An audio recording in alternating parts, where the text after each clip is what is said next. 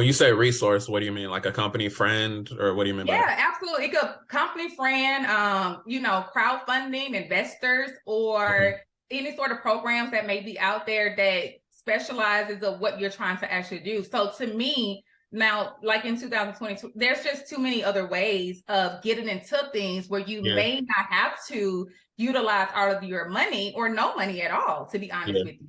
Right. But we just got to do our research. It's just Exactly. ultimately boils down to doing your research, seeing what all programs and things that are out there. You never know if you have a network opportunity to be able to partner with somebody. So just being able to use the tools and resources around you. And ultimately, if you can't do that, then you need to have a good personal credit score to leverage that. And you can move in that direction until you actually get to the point where you're ready to build business credit.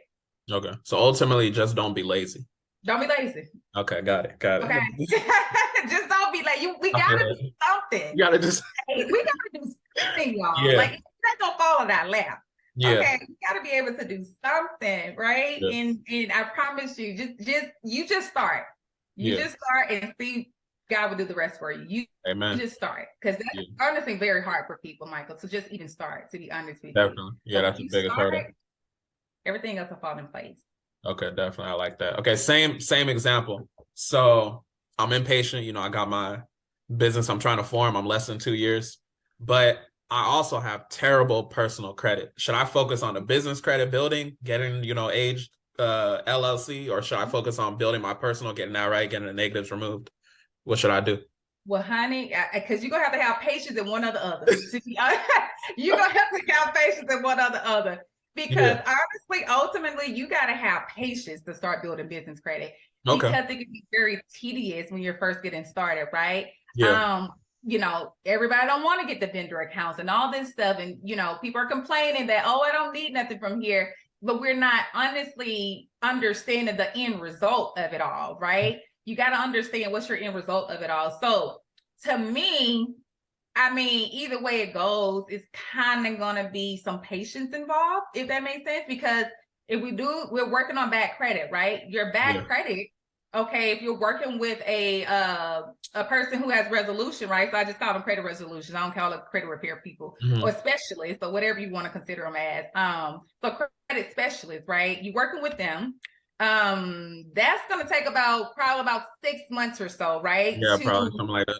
Yeah, it's gonna take about almost 6 months to just even, first of all, the cleanup. You're doing a lot of cleanup first and foremost.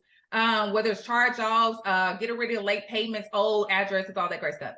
From that point forward, they're gonna give you a plan to put in place. Oh, you need to follow this and then the third to get some of this debt down. Yeah. So that process, honestly, to me, can take about 6 to 8 months. So knowing that you have about 6 to 8 months on the business credit side, you could have a paydex score in 3 months, right? Or less. You can have a paydex score in 3 months or so. From that point forward, now you can potentially go ahead and start getting those no PG credit cards, Hmm. right? At least the no PG credit cards, because again, this is based strictly, excuse me, off of your business. It's Yeah. not based off personal, Hmm. right? So that gives you some sort of leverage. To me, that gives you at least some sort of credit limits to work with, right? It gives you something to work with until your personal credit gets intact, Hmm. right? So if I would have to choose one or the other, like I tell my most of my clients, I would start building the business credit as I'm working on my personal credit, right? Because So you you can said something build. interesting. So you would do both of them at the same time. I would do both at the same time. Okay, I I like usually tell them to work on, go ahead and start building your business credit, that. right? Go ahead and get a score. Okay. Hmm. You're getting a score and you're adding onto your portfolio, right?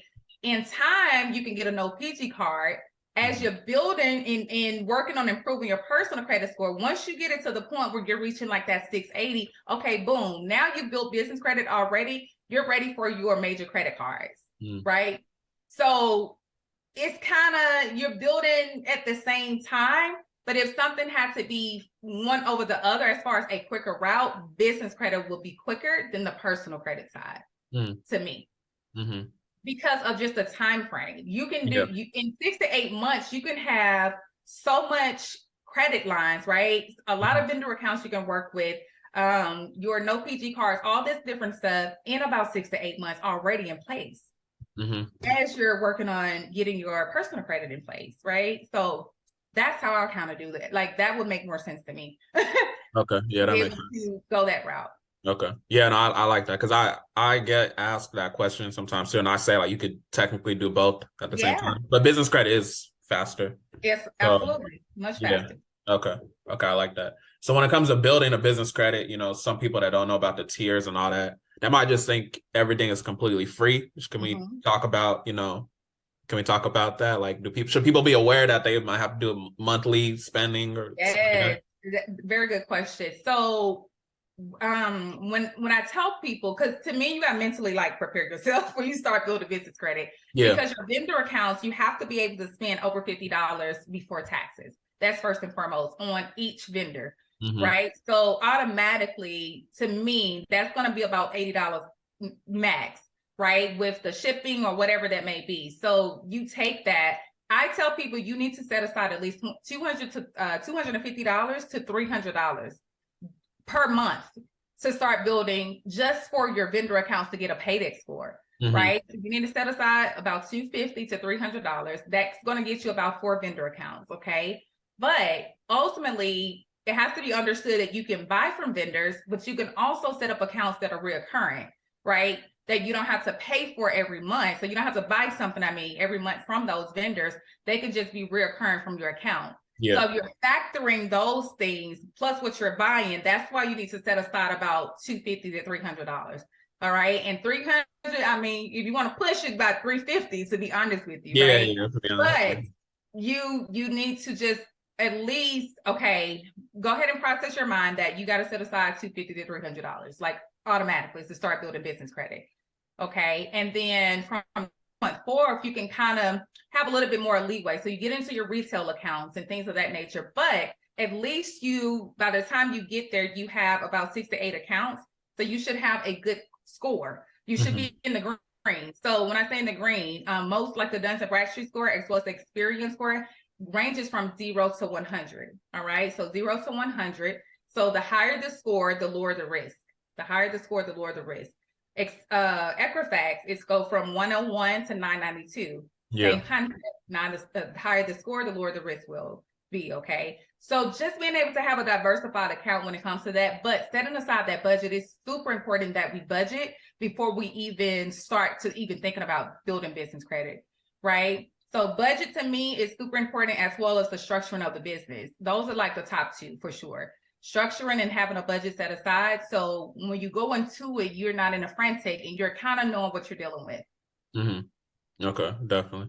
Yeah. And I think what's dope too, going back to what we said about the 0% interest cards, you could technically do it for free if you got a 0% interest card and then you use that for your 300 or whatever. So Come on now. yeah, Yeah. So hopefully we that's can what get I to it. tell people, to utilize your 0% APR cards, right? Yeah. Especially the ones that you can kind of carry a balance with, because if it's Yeah. charge card, you ain't gonna be you gotta pay that back the next month. Yeah. Okay. Yeah.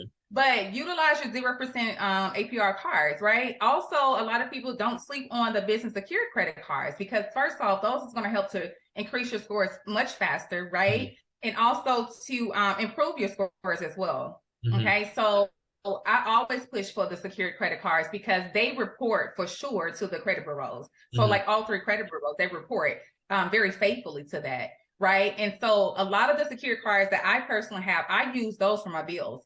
I set up the bills because it's a strategy with it all, right? The secure credit cards, I know for sure they're reporting to the all 3 credit bureaus.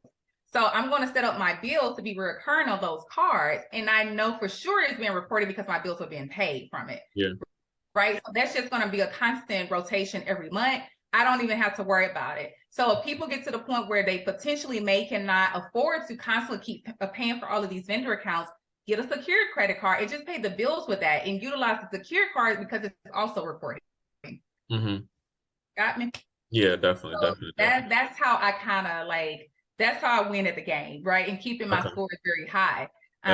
It's just being able to utilize the cards that actually is going to work in your favor, or those vendor accounts that are reporting. I don't get any vendor accounts that does not report, that does nothing for the business profile, right? So make sure when you're getting your vendor accounts that they are reporting to the credit bureau. Okay, definitely. Yeah, no, that's a good point, because I know sometimes some people say like, oh, it's not reporting, this, that, and the third. So yeah, it's definitely going to be intentional about that. Right. Before we transition, we're about to transition into the last questions. But before we transition to the last questions, I just want to ask, 5 years from now, where do you see yourself? Ooh, 5 years from now, where do I see myself? Oh my gosh.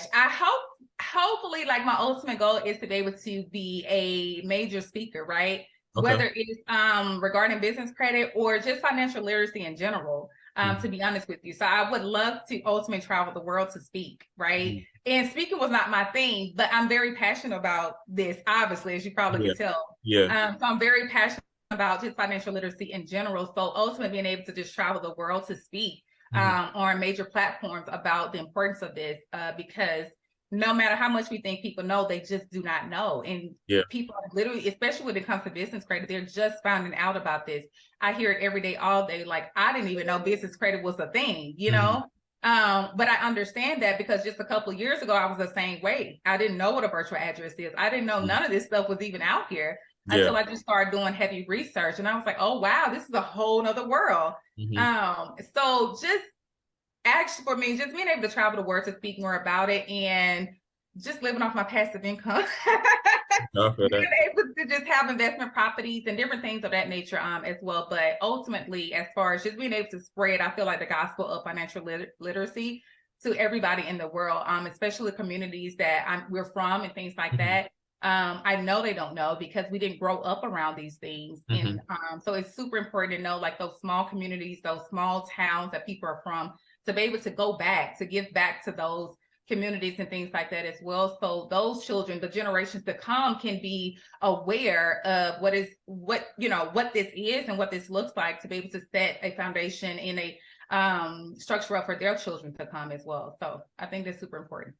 Okay, definitely dope. Do you do a lot of speaking now, or no? No, not yet. But I'm claiming it. Manifesting. Not yet. Like, people are starting to come now. It's like, okay, the platform is growing, my following base is growing, and different things like that. So they're like, okay. So I know, honestly, probably before the year's out, but starting next year, I feel like it's gonna be like doors are gonna like be busted down. So I'm just learning, to live in the now, right? So just living in my now and just trusting God's plan and His will for what is to happen. I think I'm gonna be for sure prepared for whatever he's gonna have for me. But He's prepared me right now. So I think He's fully prepared me for what He is about to do in my life. So definitely. I'm just being patient. That's all I can say. Just be patient and just wait to see what He got for you. Yeah, definitely. This is gonna be on YouTube too. So anybody is looking for engagements, send them this video. You're talking your stuff and you're good. Yes, absolutely. Yeah.